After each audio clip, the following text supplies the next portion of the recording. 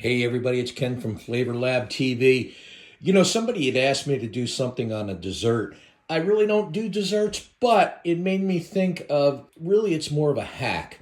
Of course, we see the bag of Toll House semi-sweet chocolate chips here in front of us, and you turn the bag over and you've got the recipe for the standard chocolate chip recipe.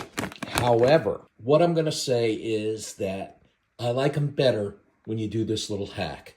So you'll see here that it has 2¼ cups all-purpose flour.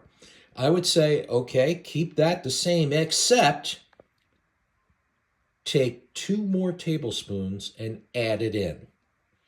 Now, when you go down to the butter, okay, and you see 1 cup, 2 sticks, I would say 1 stick of butter less 2 tablespoons. So don't do the whole second stick of butter. I think you will be pleasantly surprised at how good those cookies come out with just that little hack. Again, add 2 tablespoons of flour to this measurement and take off 2 tablespoons of butter in that measurement there. And the cookies come out great.